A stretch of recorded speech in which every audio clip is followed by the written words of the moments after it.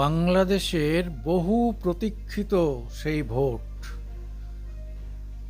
5 August 2004-এ বাংলাদেশে হাসিনা সরকারের বিরুদ্ধে কোটা আন্দোলনের মধ্য দিয়ে যে একটি ভয়ঙ্কর অরাজকতা, কি বলবো, নৈরাজ্য, অ্যানার্কিজম সৃষ্টি করে কিছু লোক ছাত্রদের সামনে রেখে ক্ষমতা দখল করেছিল। হাসিনাকে বাংলাদেশের নিজস্ব বিমানে করে ভারতে পাঠিয়ে দিয়েছিল। তার জীবনটা মানে বেঁচে গিয়েছিল এই আর কি।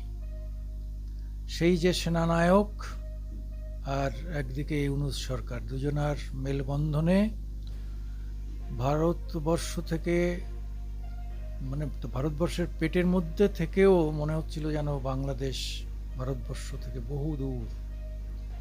সেই ভারত বিরোধিতাকে পন্থা করে সেই পাকিস্তানপন্থী রাজাকার, আইএসআই, আল বদর, আল কায়দা, আল শামস সব মিলে মিশে ভারত বিরোধিতা তথা হিন্দুত্বের বিরোধিতা করে বাংলাদেশটাকে সমস্ত ধর্মপ্রাণ সাধারণ মানুষ, সমস্ত মানুষকেই একটা ভুল বুঝিয়ে ক্ষমতা দখল করেছিল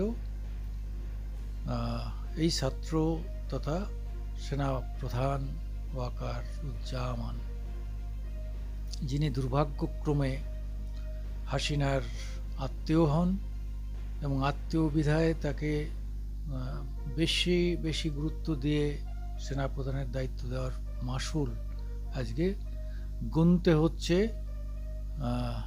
বঙ্গবন্ধু শেখ মুজিবরের স্বনামধন্য এবং প্রকৃত উত্তরাধিকার, প্রাক্তন 15 বছর ধরে একটানা শাসন করে যে দেশটিকে স্বর্ণ যুগে নিয়ে এসেছিলেন সেই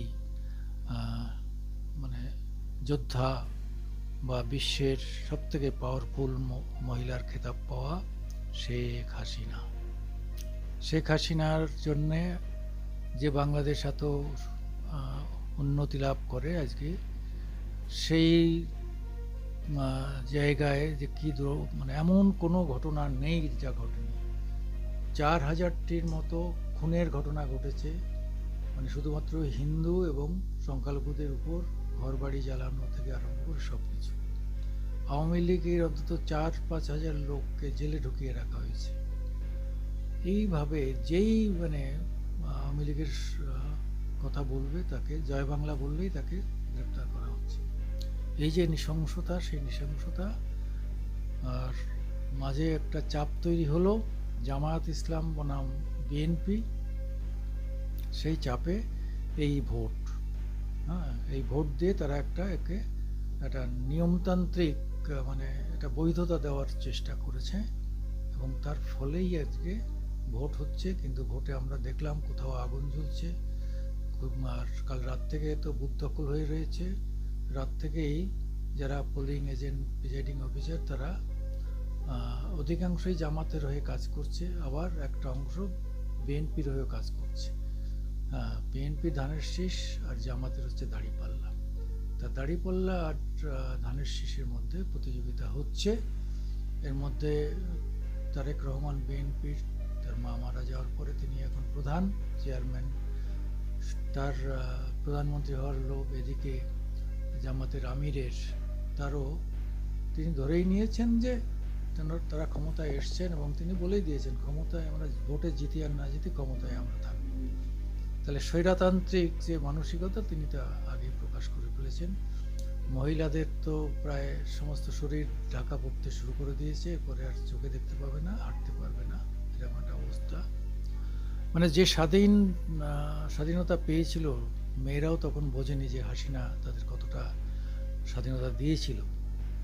হাসিনার আমলে যে মিডিয়া এত গালাগাল করতো হাসিনাকে, আজকে তারা কথা বলার সাহস পায় না। স্বাধীনতা বলে কিছু আর অবশিষ্ট নেই। তার মধ্যে এই নির্বাচন, এবং এই নির্বাচনেও দেখা গেল যে কেন স্বাধীনতা বা অবাধ বা গণতান্ত্রিক যে পদ্ধতি তার অধিকাংশটাই ক্ষুণ্ণ হয়েছে। তাতেও দুপুর পর্যন্ত 12:30 পর্যন্ত 32% ভোট পড়েছে।